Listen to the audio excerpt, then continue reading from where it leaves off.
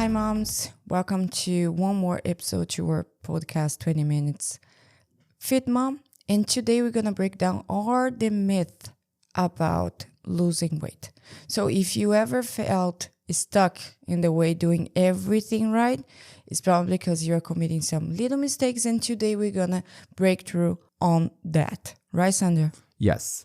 I'm Sandro, your host, and this is a 20-minute Fit Mom, where you learn about healthy nutrition, healthy, convenient nutrition, high-intensity training, and the most effective way to lose weight and tone up. Okay, the first myth is you have to follow a strict diet to see results.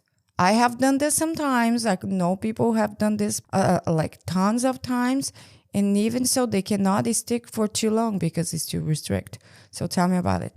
The number one factor, the first most important factor for weight loss and toning up is calorie restriction. Okay. So it doesn't matter what strategy you're following, you always have to control your calories. If your body needs 2,000 calories to survive, to perform all your activities, to do exercise and all, and to keep your weight, if you're eating 2,000 calories, you will never lose weight, no matter how much cardio you're doing, how much because exercise. This is what we need to keep it going. And 2,000, right? Yeah, exactly. Okay. And that number is different for each person. Okay. Right?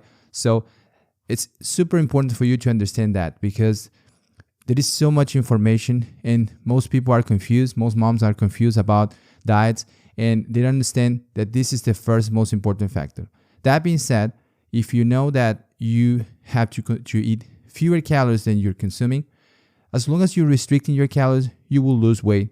And as long as you're having a proper resistance training, lifting weights, you will tone up. Okay, so you're saying I need 2,000 calories just to do everything that I need to survive. Yeah. If I reduce to 1,800, I'm going to lose weight, right? It doesn't need to go all the way down to 800, which is super strict.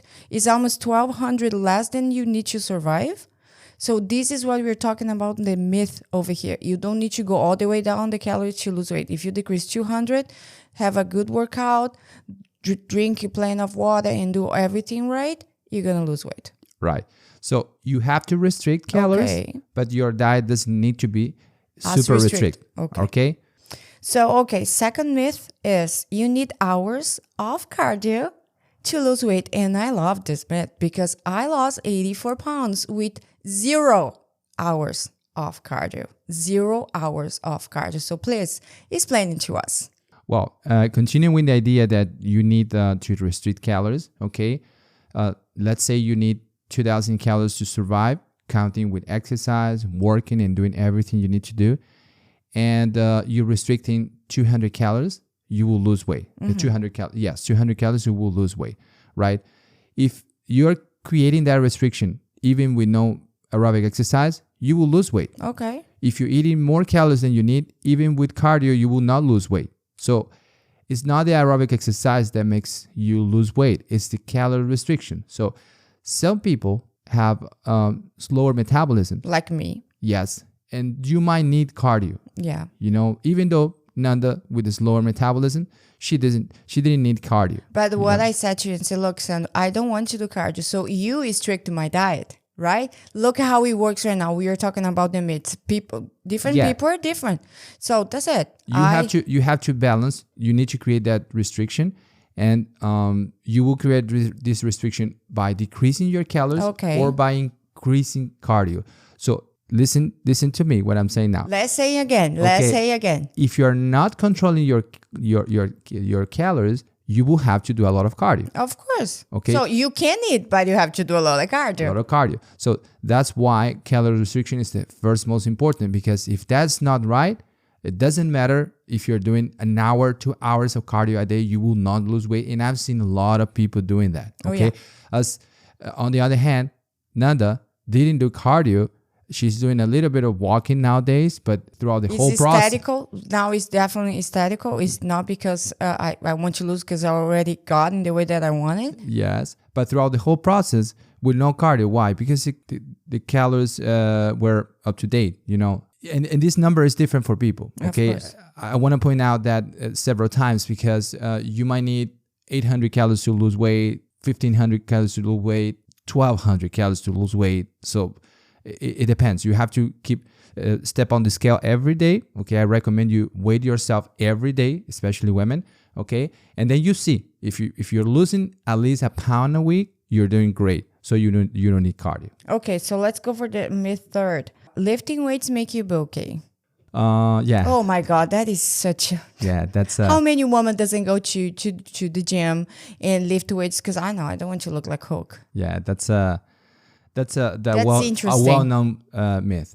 So here's the thing: when you see fitness influencers, bodybuilders, whether it's a man or it's a woman on Social media, it's not only the strength training. Okay, there are several factors, including strength training, nutrition, supplements, and enhancing performance drugs. Okay, so if you are not using enhancing performance drugs, and since you are a mom, maybe breastfeeding, I'm sure you're not. Yeah. Okay, you don't have to be worried about that, because the same strength training is going to produce different results in different people, in a man, in a woman. So you're not going to look like a man because you don't have the same hormone system, you don't have the same amount of testosterone, you don't have the same bone structure, you don't have the same muscle belly, you don't have a lot of things that are going to make you look like a bodybuilder. Yeah, of course. So you even if you train harder than a guy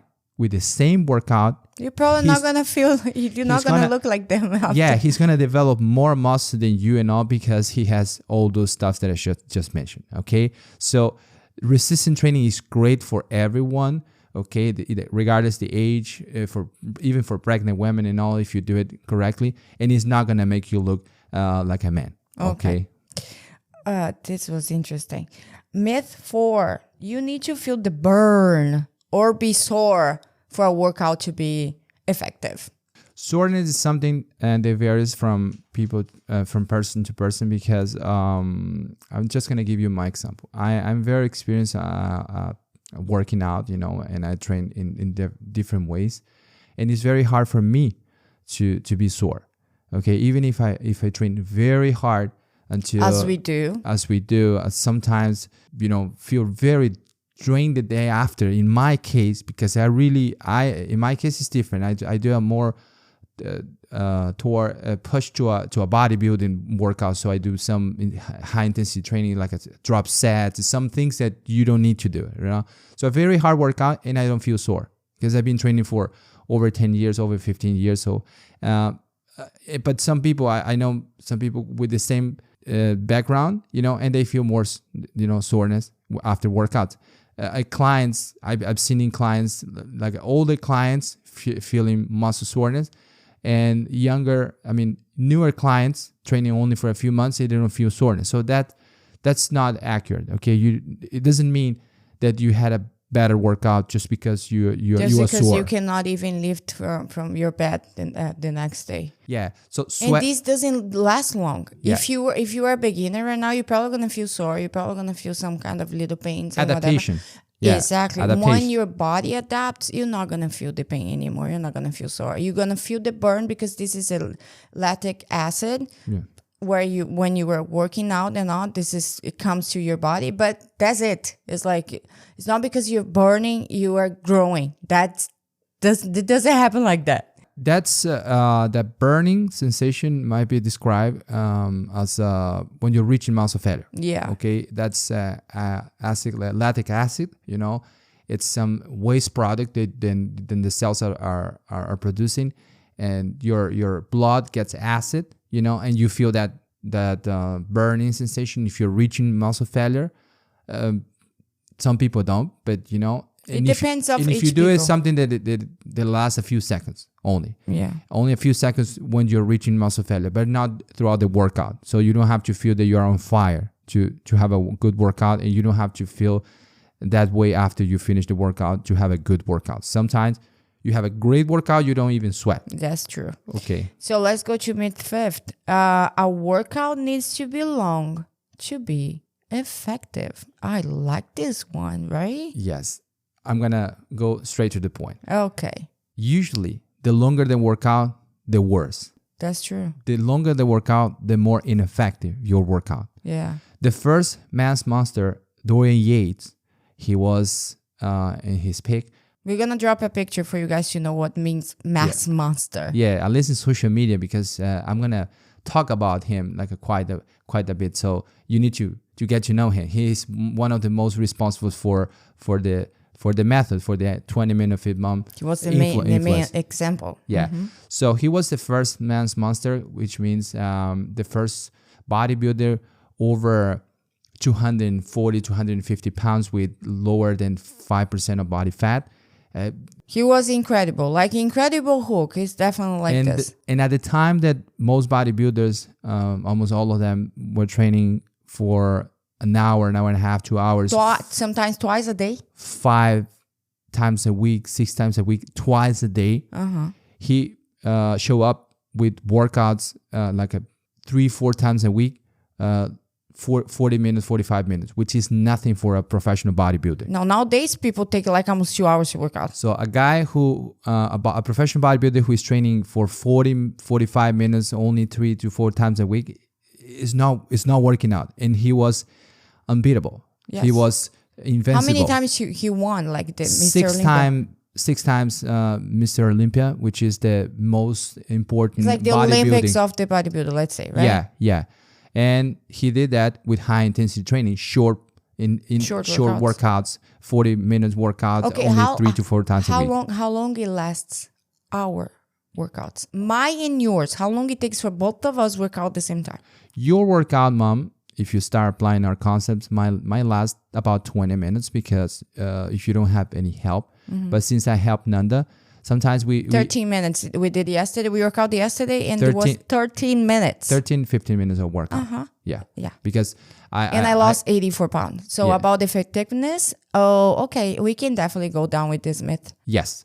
You can work out for 20 minutes once or twice a week and lose all the weight you need and tone up as much as you want.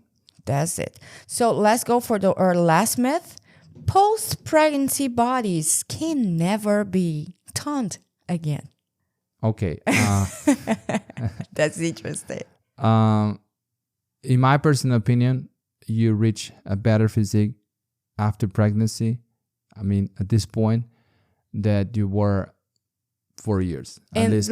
Maybe at that time when you lost weight the first time, but after that it was almost 10 years ago. But the start point at that time wasn't as bad I was this time. I was completely out of shape. We need to drop a picture for them to visualize. No, they can find in our social media, 20 Minute Fit Mom, Instagram, YouTube, and Facebook. You can find posts there with Nanda's photos of the current transformation, but also the past transformation. The past transformation, she lost half of the weight she lost now, training double the amount of she trained now, even younger, even with no kids and all, because it was a more inefficient way. But you can find everything on social media. So a pregnancy body can be toned again, right? Yes, post-pregnancy. Definitely. If you were already fit before pregnancy, of course you're going to reach that in a few months. If you were not, if you're a completely beginner, you never work out before, and this is your first time, you can do that. Go little by little, okay? And so this is the best way to exercise for someone with no background and start after pregnancy, because you have no time, you have no sometimes support, unfortunately, so you need short and frequent workouts, and you can little by little get there. Something super important, always compare you with yourself. Don't look at people on social media and see the way they look and feel bad because you don't look the same, or they lost this amount of weight, or they tone up. This is the worst thing you can do. This is the worst thing. The best thing you can do to become the best version of yourself is compare you with yourself. So put a scale in the same place, and every day stop on the scale and write down your weight. I recommend at least 5 times a week, okay?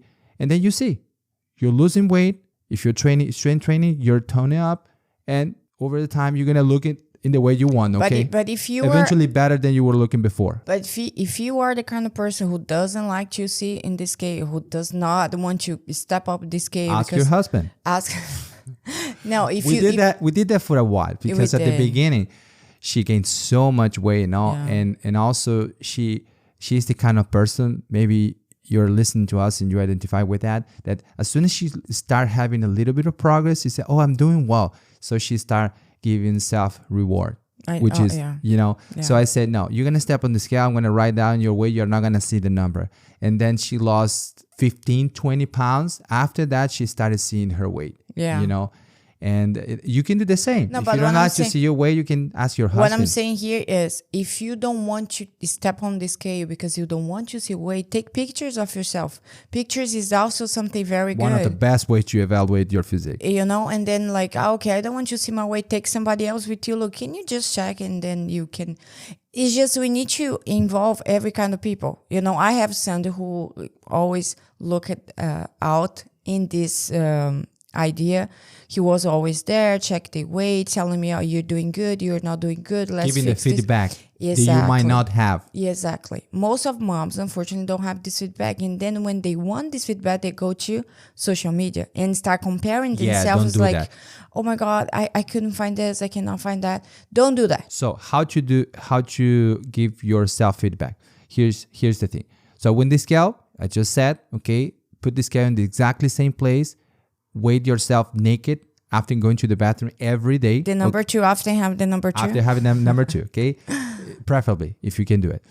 The second way is the photo, okay? So position the photo there, take a photo of yourself, and in the same background with the same clothes, so maybe underwear. That's what I think is ideal, okay? Same background, you frame the photo in this exactly same way at the same time with the same light. Okay, so let's say it's Sunday at 8 a.m. in the morning with underwear.